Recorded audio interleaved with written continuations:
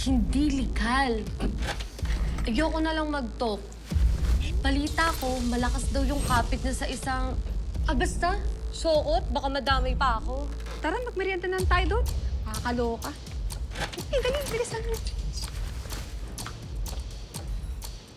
Guys, narinig niyo yun? Parang may alam yung office mates nila. Sige, sundan mo. Kinig ka mabuti.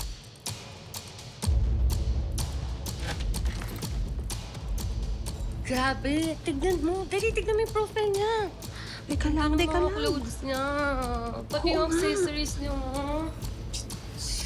May bago na pala siyang car. Nakakaingit Tignan naman. mo, tignan mo yung profile niya. Sana all. Grabe, Sandra. Ano ko yung sikretong malupit nitong Sandra na to?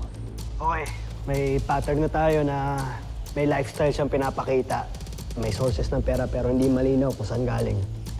Yeah, parang may backstage pa siya sa mga pera ng ibang tao.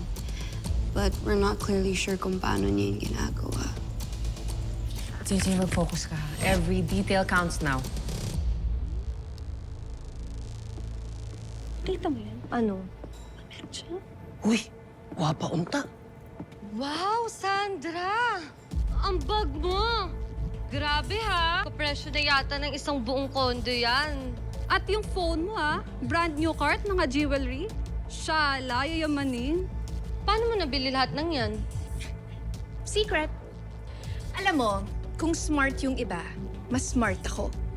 At kung gusto mo ng tip, lesson number 1, always shine kahit hindi ka pa ang boss.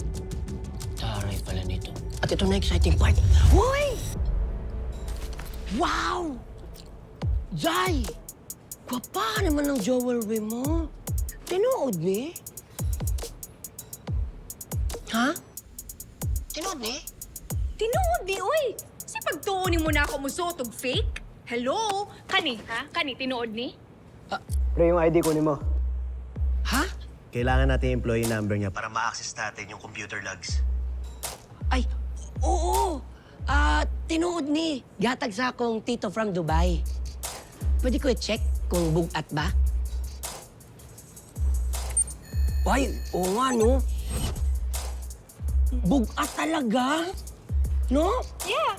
Ay, yung isa nga. Hala, ito ba yung sinasabi nilang halo? Dili ni halo, bugat gani. Ay, bugat nga eh. Good job, JJ. Kunin mo yung ID. Ayos. Kuwang-kuha. Hirap. Challenge yan ah.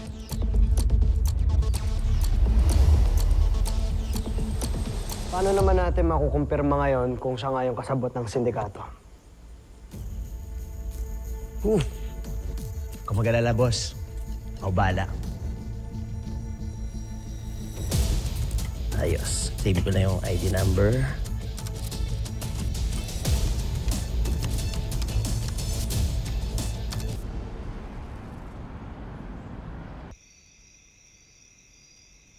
Grabe, hataw ka boy ah. Pati mga personals na papasok mo. Wala namang hindi kayang gawin eh.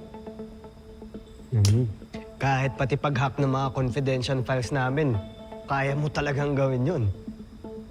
Alam mo, wala ka nang bilib. Wala ka pang tiwala.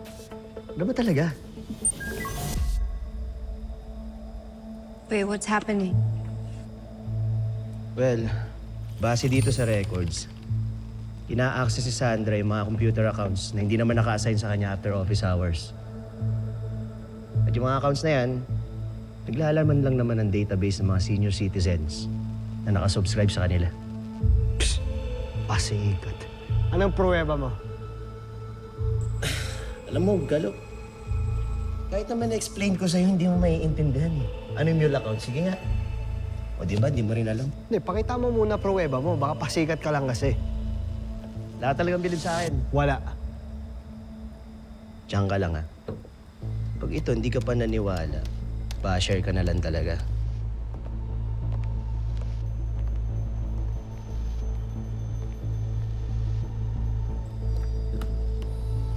Charan!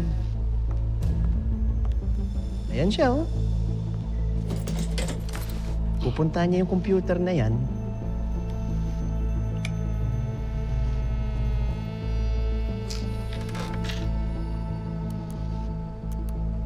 Pagka-type niya dyan, kukunin niya yung accounts ng mga senior citizen.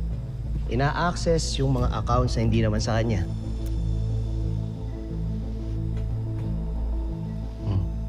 Hex, bawal yun. Sinabi ko sa'yo, hindi dapat natin ginagawa yan, di ba? Eh, cheap siya eh. Walang tiwala sa akin eh. Di ba? Ang hirap i-please. Oh, ayan na.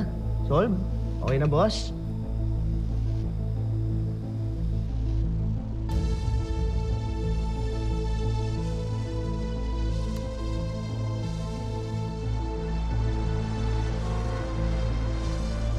Ma'am Sandra, ba't hindi po yata kayo umuwi? OT ako, kuya. Tambak sa trabaho eh. Araw-araw yata kayong OT, ma'am ah. Ganun talaga kapag magaling at efficient. Sa akin lahat binabagsak. Sige ma'am, mauna na po ako.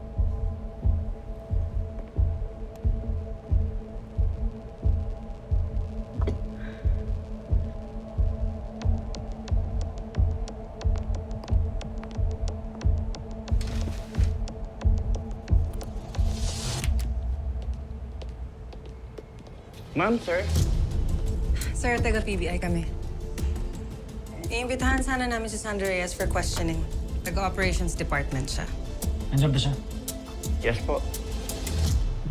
Thank you, sir. Tara.